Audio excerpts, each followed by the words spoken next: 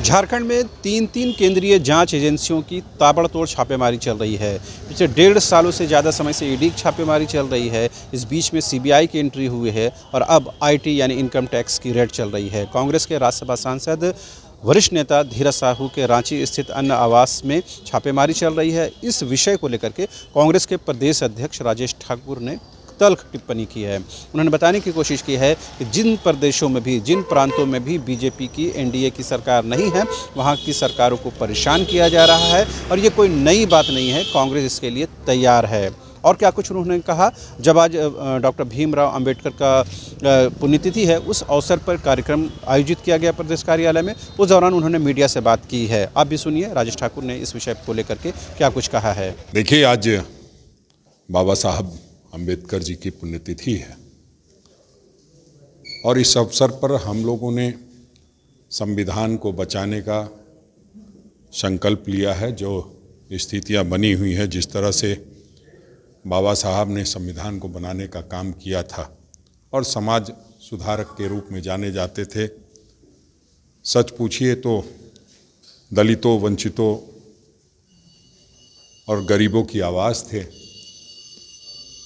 इस दिवस पे हम लोगों को जो लगातार संविधान पर हमले हो रहे हैं, उससे बचाने की ज़रूरत है और हम लोग उसमें आज ने संकल्प लिया है कि हम लोग लगातार जो संविधान में प्रदत्त शक्तियाँ हैं, जो अभिव्यक्ति की आज़ादी है, उन सब की लड़ाई लड़ते रहेंगे। अब तक सूचना भी पहुंची होगी कि आपके राज्यसभा सांसद के आईटी की रेड चल रही है। देखिए, कोई नई बात नहीं है। आज इनके यहाँ चल रही है, कल हमारे यहाँ चलेगी, परसों उनके यहाँ चलेगी। जी। निश्चित रूप से भारतीय जनता पार्टी का अहंकार सर चढ़ करके बोल रहा है। अभी पिछले दिनों उनके यहाँ पहले आईटी की रेड हुई थी। ये कोई पहले भी हुई है, अभी तो कोई ज़्यादा दिन की बात नहीं है। बार बार आईटी का आना घबराहट का संकेत है। तो हम समझते हैं वो अपना काम करे जो करना है।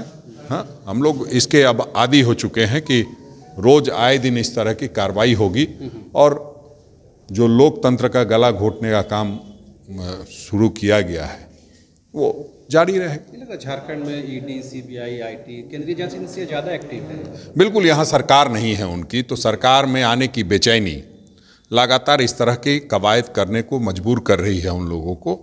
सरकार स्ट्रांग है, सरकार गरीबों मजलूमों की सरकार है, तो उसको कहीं ना कहीं डिस्टर्ब करने की जो योजना है, उस योजना के अंतर्गत ये सब सारी चीज़ें चलती रहेंगी। कोई बड़ी बात नहीं है। वो चाहे किसी भी स्तर के लोग हों, अगर वो कहीं से भी